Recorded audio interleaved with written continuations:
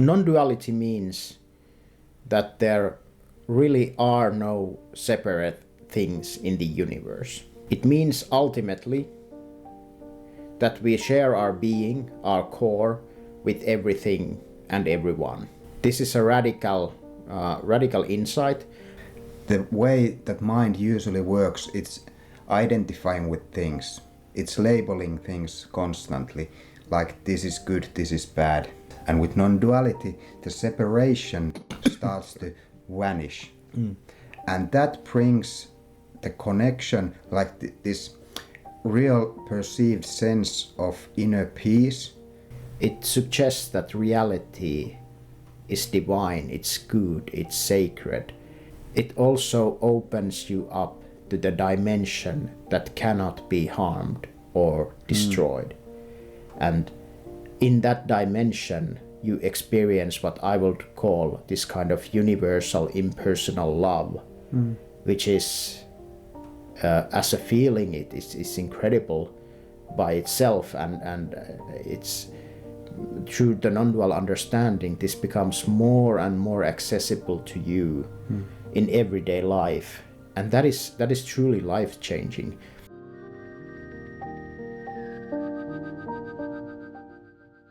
Hello everyone, and welcome to this episode of and video of Non-duality, and we are going to get to the heart of things here in this episode, and we are going to talk about what is non-duality and why does it matter.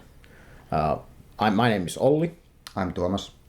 And we welcome you both to this introductory video. Yes. So, would you like to first go to our description or the general description of non-duality? Yeah, certainly. So, non-duality means that there really are no separate things in the universe.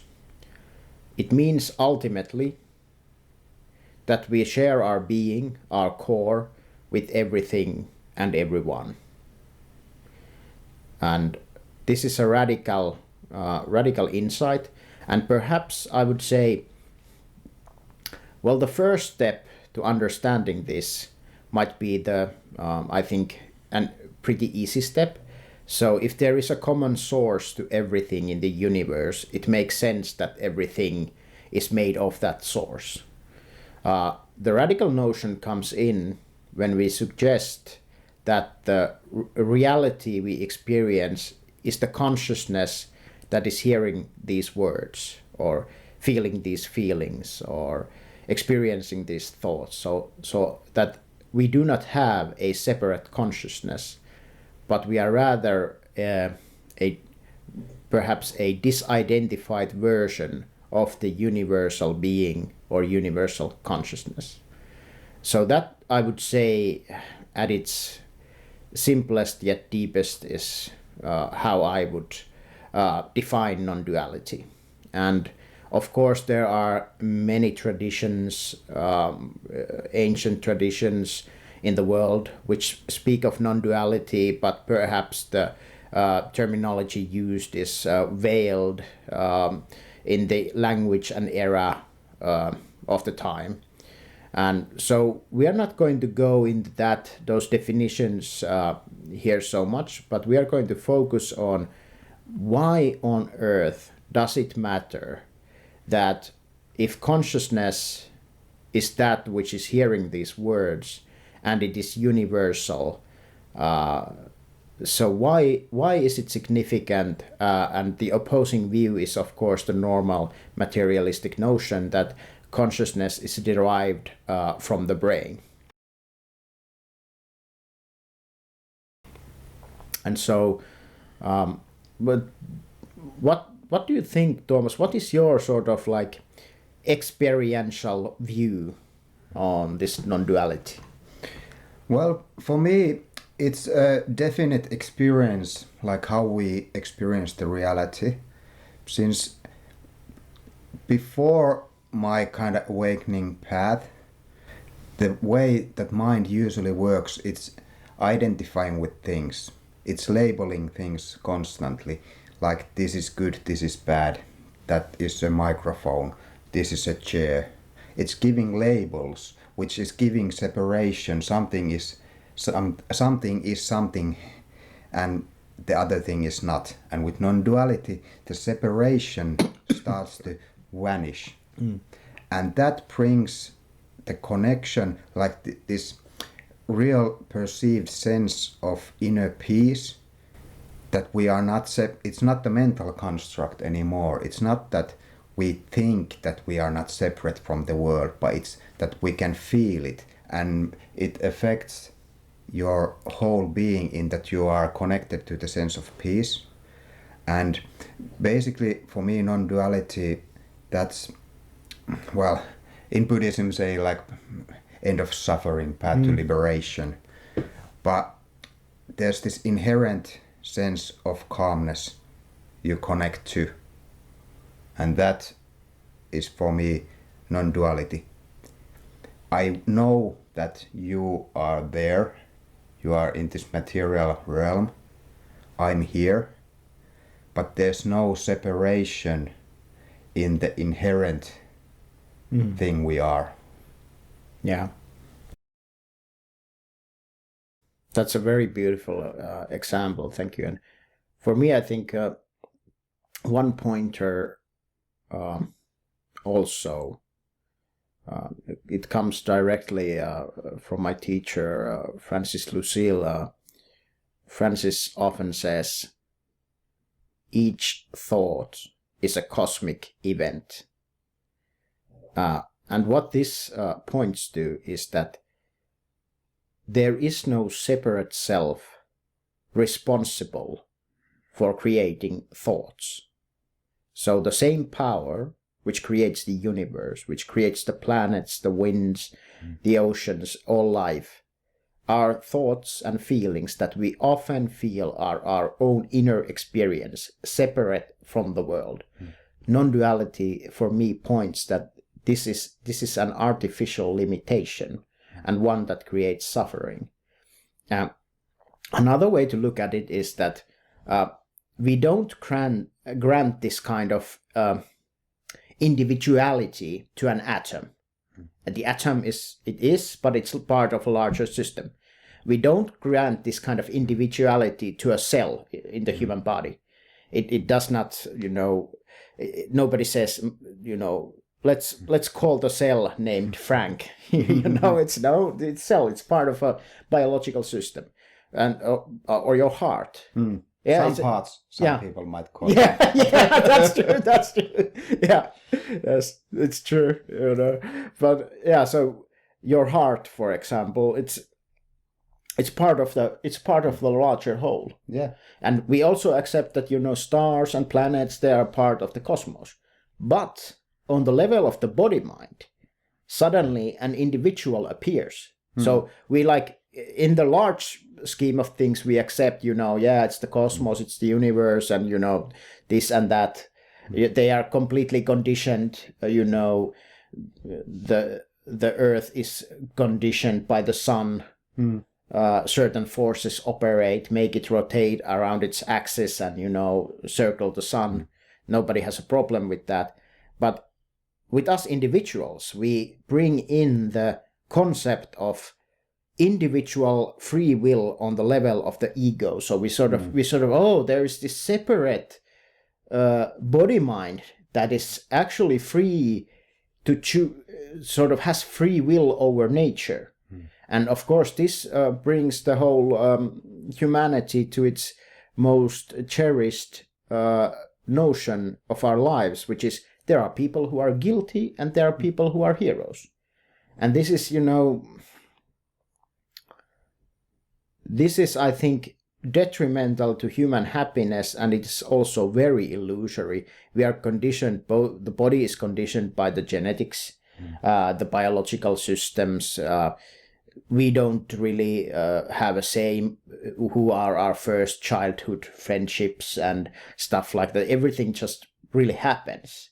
But somewhere along the line, we are like, yeah, this is now a grown, separate entity, which is free to act of its own accord. And non-duality doesn't say there is no freedom. It says there is no free will on the level of the body-mind, because the body-mind is not really separate from the cosmos. We do not really choose our thoughts. Thoughts happen to us. Feelings happen to us. But non-duality suggests there is no thinker of thoughts, feeler of feelings that is separate from the universe. So this brings, already being open to this, already brings like a great harmony and compassion towards all human life. And we have this, usually quite often we have this, okay, bear eating or killing a wolf. Well, that's how nature works. But then we have a human being experiences dysfunctional thinking and acts in ways that harm other humans. We are, oh, well, that's not natural. That's human. That's and that I feel it's an artificial and very harmful thought that we impose on our lives. So yeah, that's one way to I think look at it. That I think the most important point is that there really is no separate entity we can legitimately call I. Yeah, and that's an excellent point, and that kind of the ego can be seen as a construct that identifies with things, and it identifies with your kind of mind who has a story like this is who I am, this is who I'm not, and it's based on like these are the failures I've had in life, and it constructs this story it identifies with a lot about what my aspirations are, my dreams are, what are the disappointments in my past, and the ego kind of identifies with that. And with non-duality, the separate self that usually, like if one for example, an easy example to kind of get to the egoic mind is to say out loud, I, mine, my. Usually you get a sense somewhere behind the eyes, like a bit of pressure. Yeah. And that is something with when the non-dual awareness kind of starts to unfold, that vanishes, there becomes the emptiness, and well, we get to those things perhaps later. But we stop identifying with the egoic mind and the story about who we are not. Yeah. That is also a really concrete way it affects your life, because you're not, for example, anymore the victim whose things have happened. And I mean no disrespect to other people's suffering, but ego likes to think of itself as God. Because when something bad happens, your suffering is really a story about why it shouldn't have happened. And this means that of all the people in the world, it is suddenly the I that we identify with that actually knows, what should happen and what shouldn't. It takes the place, it's once you see it, it's and I mean it with all the compassion in the world, it's absurd. I mean, it labels things. Yeah, it labels, it judges them, and it, this ties to the concept of non-duality, because let's take some like a concrete example. Almost all of our culture believes death is bad. On some level, they may, over a wine glass say, no, I'm not, death does not worry. But almost all our news, all the, how we report everything in the media, everything how we think about, usually it comes with a label, death is bad. So we judge the world.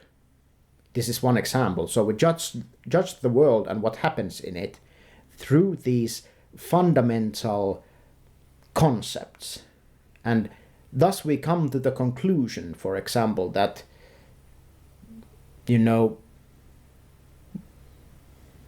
300 people died. And that is a tragedy on a human level. But the ego comes in and says, this shouldn't happen. This shouldn't happen. But we do it. There is a background concept that holds that together, which in this case is the concept of death is bad. If that background concept were to change to, I don't know what death is, it would change the whole chain of the following thinking. Then it would be something like, I don't know if people should die or not, or when they should die or not. And if you compare the two statements, those people shouldn't have died versus I don't know when people should die, you'll come to the I don't know mind, which is the worst case scenario for the ego. Because the ego's wet dream is to say something definite about the world. So that's also, I think one way to look at it. Yes.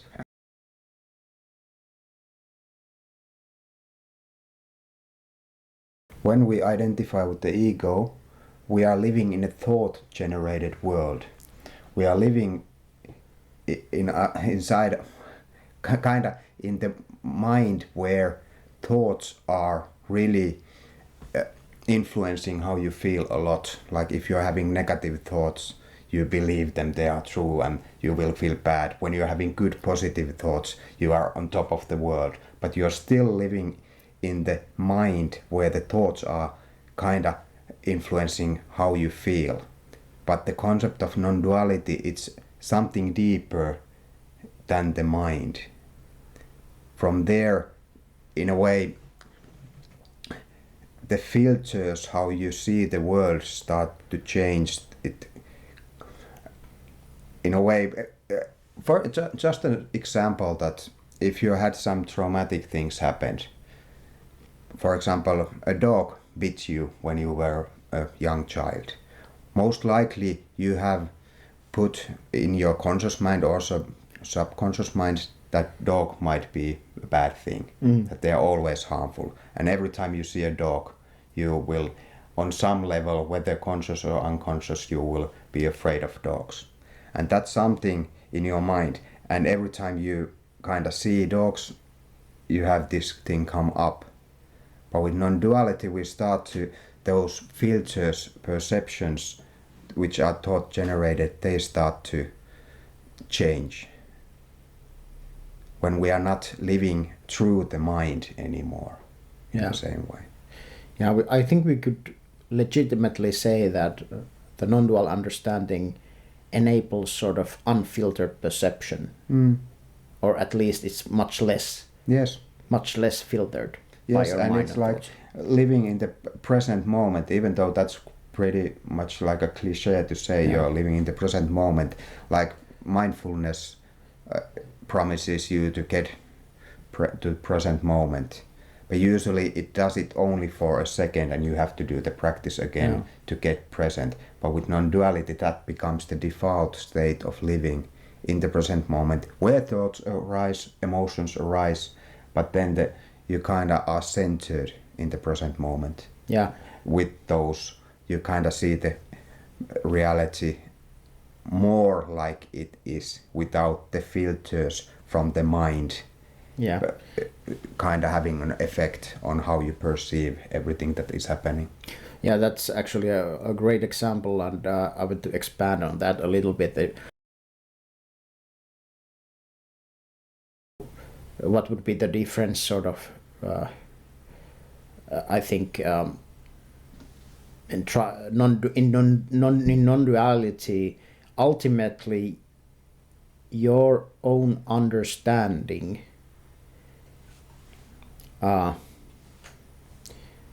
you understand that you can never be anywhere else than the present moment, and that you already are the presence of awareness. which paves the way to be, as it's commonly said, being in the present moment effortlessly, what you describe. So non-duality enables, and the non-dual understanding enables one to work with your own understanding, which will then unfold in many ways. You see beauty in more beauty in beautiful places, and you might find beauty in experiences that you previously considered bad.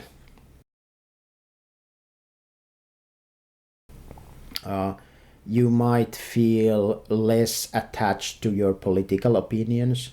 For example, myself, I used to be very attached to my political views. Now I don't really mind so much, they're still there, but it doesn't play. It's just not that important. So your own opinions can become a lot less important to you, which opens you up to listening. Yeah, openness to being wrong. Yeah, openness, yes. Changing your mind. Yeah, definitely. And not clinging to things like you want it to be, and being, for example, disappointed if it's not like you want it to be. But one thing I also think is very fundamental is that, non-duality at the heart of it, it's not like a neutral position. It suggests that reality is divine, it's good, it's sacred, because even though there are, on the level of form and on the level of humans and how we usually relate to the world, there are terrible things that happen, and humans harm themselves and others, and that it doesn't make light of that. But it also opens you up to the dimension that cannot be harmed or destroyed. And in that dimension, you experience what I would call this kind of universal impersonal love, which is, as a feeling, it's incredible by itself, and it's through the non-dual understanding, this becomes more and more accessible to you in everyday life, and that is truly life-changing. Because not just your own inner experience that changes, but life also responds to you in a different way, because humans, for example, they are often aware of being judged, even though their conscious mind might not understand it, but we can feel when someone has put conditions on us. And when you come from the non-dual perspective, and it's you actually feel that at the core of your being you share this with everyone, they will feel it too. It might come up as they tell you personal, straightforward things, and you might be able to sometimes give pointers to people on what perspective on a situation, but people will want to usually help you more, and are like, because they feel that they don't have to change in order to be loved. And this isn't something you can really practice, like, let's practice loving everyone. No, it comes through in the non-dual understanding, it comes through the understanding that there are no others. So it's not an effort or a practice that okay, let's practice, that was that man who shouted at me, and now I'm going to, go practice. No, it points to a deeper understanding, which will then sort of naturally unfold. So yeah, I would say this is very, of course, very essential for humans, but also I think many people might be worried that developing this understanding will take too much effort and too much time, so it cannot be bothered with. But really, every little step brings you closer to joy. So what does it matter?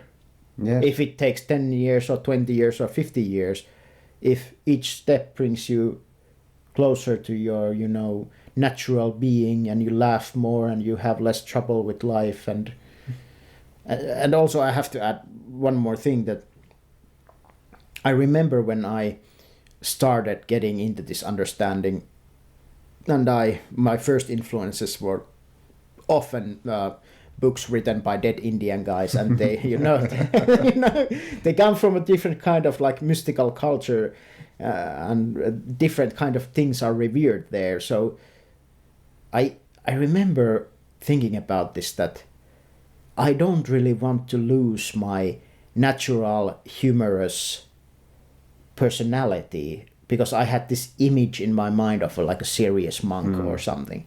But then it became very clear to me that the non-dual understanding will enhance these qualities. I've always been like enjoying like good food and wine.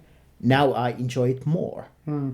So that's also something I would like to add, because often in these kinds of, because the Eastern philosophies often come with the Eastern traditions, and the traditions have this sort of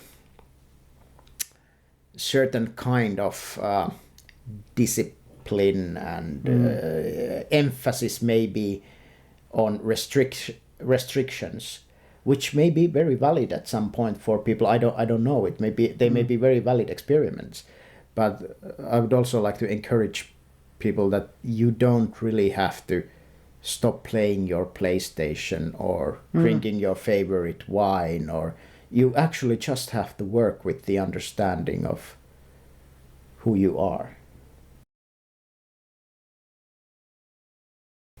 Yes, very well said. And important point that your personality doesn't change. Maybe some dysfunctional behavior will be kind of gone, because you're not doing something because of an egoic drive to get recognition or be better than your neighbor or something, but you still will like things that you liked before. You have the choice to enjoy them. Yeah. And it doesn't mean that you have to start wearing different kind of clothes or start having some symbols. You can have, like if you pick some, you are really drawn to some tradition, but it's not necessary. It's not like, it changes a lot of things in life, but at the same time, it doesn't. Yeah, this is, I think, very important point we are discussing here, because, I remember Francis telling that when he was a young man, he enjoyed tennis, skiing, and nightclubs. And when he started to get into the non-dual understanding, for a while he didn't do those things, and then he resumed tennis and skiing, but didn't go to nightclubs anymore. But it's a choice, you know. But yeah, I think that is a very important point, that it's not something you have to force. It's actually the opposite of it, because you cannot do anything to that which you already are. There's ultimately all the methodologies and activities, we work with the sort of understanding, and it's important the practices are important in developing this understanding and making it known in your life. And you can try all sorts of practices, from the more Western ones to the more esoteric ones, and we don't really like to take the position saying this is right, this is wrong. We don't know, Yeah. We are free to explore. Yeah, something works for other people, something, for example, in our origin story, we were talking about how things have gone to us very different kind of routes. Yeah. But still going to the same direction. Yeah, it's fine. And ultimately we just it's so ordinary. Yesterday I was making salmon soup, and I was like, I've never made salmon soup before, and I was like wondering, how many onions to put. And I took the 2 onions, and then I was, no, 1 is enough, and I put the second onion back in closet, and then that doesn't feel right, and I took it back. 2 onions it is. It's like, but this kind of intuitive body awareness sense does develop a lot. Yes, definitely. So you sense things what are like good for you, and you sort of recognize the fragrance of love in sort of love and beauty, and you become more sensitive to people who are expressing truth, and it helps a lot, of course, navigating through the experiences of life. But we still, of course, all have our particular journeys and our particular conditioning, and and also like deconditioning work, shadow work, that's really beneficial for most people. I say all people in some sort of way. But about the holistic view, it's good also to kind of understand and remember that it's not only a mental thing, it's also a biological thing.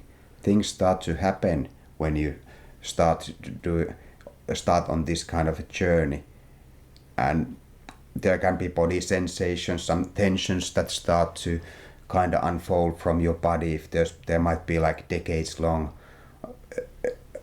body kind of tensions somewhere because of trauma or something else, and when you kind of enter the non-dual field of awareness, that is something that like spontaneous yoga postures can start to come up, and like things that it's a really holistic thing, not just something that in your mind you realize or think.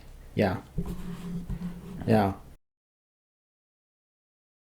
Definitely. And the mind leaves you sort of the investigation with the mind it's important in many ways to sort of leave you open to something that cannot truly be understood with the mind. And this is also, I think, on the teachings I prefer, like thinking activity, for example, and thinking on the truth and thinking on these concepts isn't shunned, because it's good to think about the truth, and it's good at the same time to recognize that mind cannot truly understand awareness, because nothing can truly understand awareness, because the consciousness, if we assert its fundamentality in the universe, nothing can ever truly express it.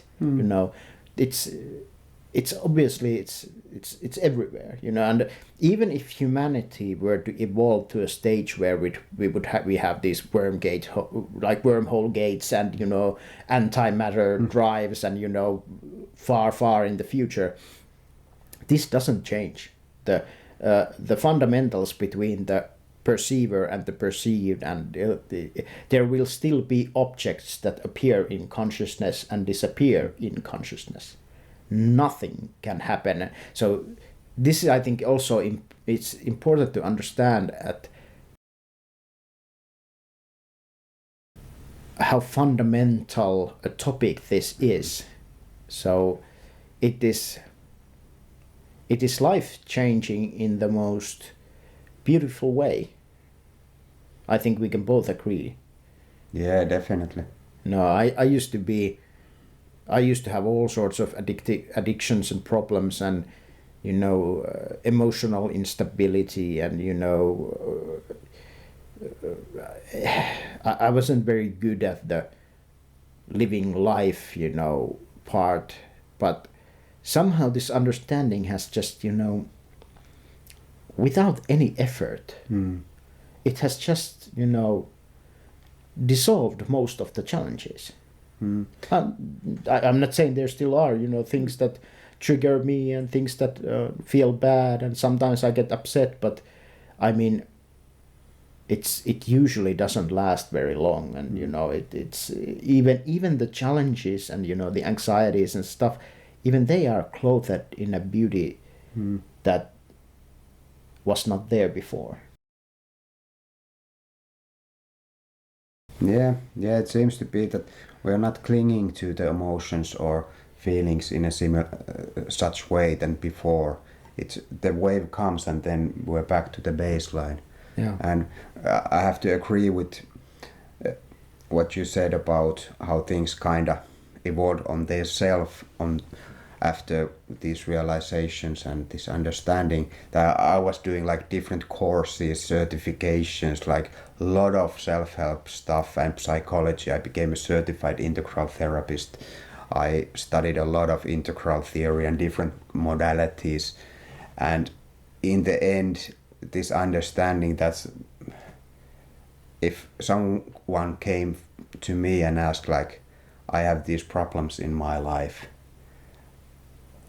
something like finding a suitable community teacher and investigating non-duality, starting to have these experiences, experiments, and see what that does to one's life, instead of perhaps continuously reading a lot of books or doing some courses where you try to kind of fix the mind or fix or change yourself.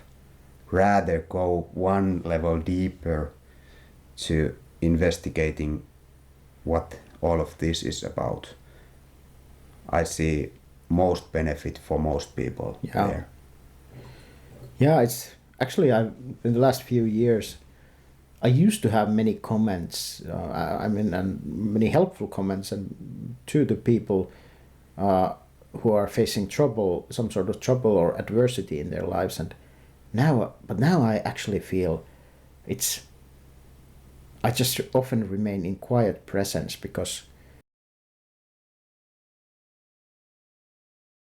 I see that, for example, the fear of business meetings or social interactions is really the fear of being abandoned by the tribe, which has meant death. And the fear of death is really the fear of total disappearance.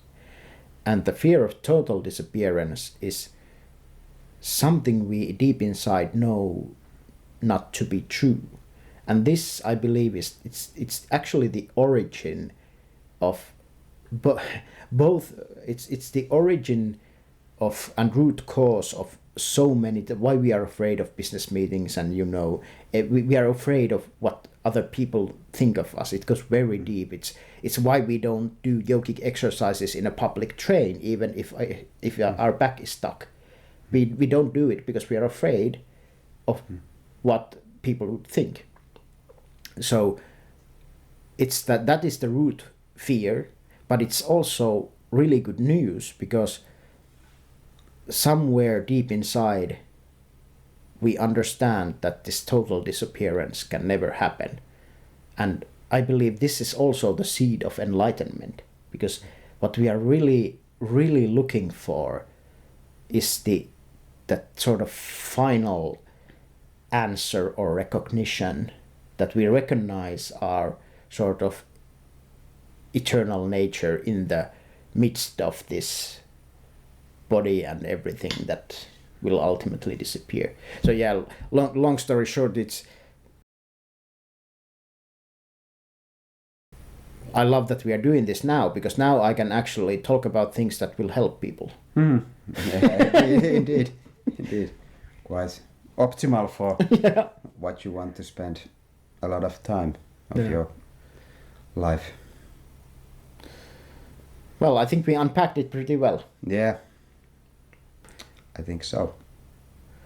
It was nice having you watch this video, and we hope you enjoy it, and please send us feedback if you decide to do so. Yeah. Goodbye. Bye.